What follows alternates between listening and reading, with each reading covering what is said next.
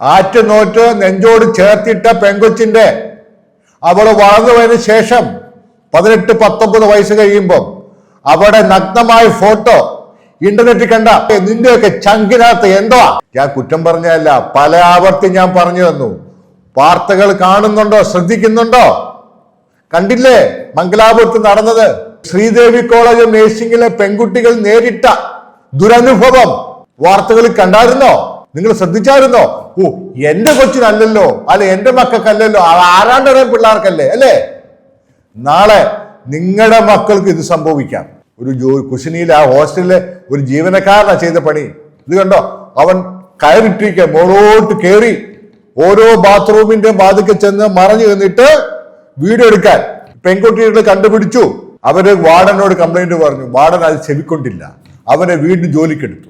അതിനുശേഷം പെൺകുട്ടികൾ ബഹളം വെച്ച് അവർ സ്വയമേ മുമ്പോട്ടിറങ്ങി പോലീസ് വന്നാണ് കിച്ചണിൽ ജോലി ചെയ്യുന്നതിന്റെ പേര് കേസെടുത്തത്. ഇതാ അവിടെ നടന്നതിന്റെ വിഷ്വൽസ് കണ്ടോ, കണ്ട് ബോധ്യപ്പെട്.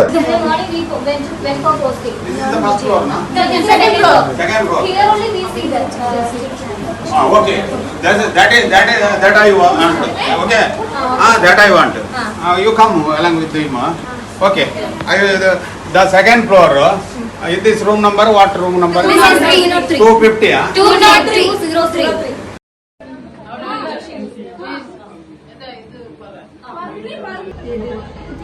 നമ്മുടെ സീനിയർ അതെന്തൊരു ഇവരുമായിട്ട് അടിയാക്കുന്നു, പാടനായിട്ടില്ല അടിയാക്കുന്നു. ഇത് ഓരോ കോളേജിൽ സംഭവിക്കാവുന്ന കാര്യമാണ്. നിങ്ങൾ ആദ്യം പരിശോധിച്ചായിരുന്നു? ഇല്ലല്ലോ. ഞാൻ എത്രയോ പ്രാവശ്യം പറഞ്ഞു തന്നു, എടുത്തു ചാടി പോയി അഡ്മിഷൻ എടുക്കരുതേ. പാവ പെൺകുട്ടികളുടെ ജീവന്, അവിടെ മാനത്തിന് ആരെ കൊണ്ടോ, ഏജന്റിനെ കൊണ്ടോ മാനേജ്മെന്റിനെ കൊണ്ടോ വേറും വിലയിടിക്കരുതെന്ന്.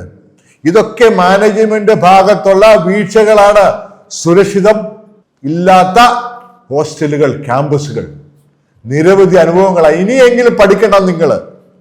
ഏജന്റുമാരുടെ വാക്ക് വിശ്വസിച്ച് എടുത്തു ചാടി 5000 രൂപ 10000 രൂപ കുറവ് കിട്ടും, അന്നേരം അങ്ങ് പോവുക.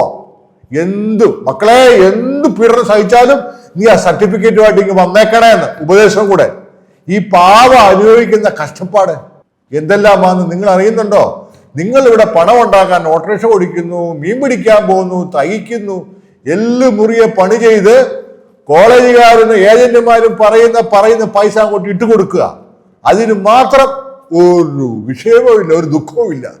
കേരള സമൂഹം ഒറ്റക്കെട്ടായി നിന്നില്ലെങ്കിൽ ഇവന്മാര് ഇതുപോലെ പല പരിപാടിയും ചെയ്യും.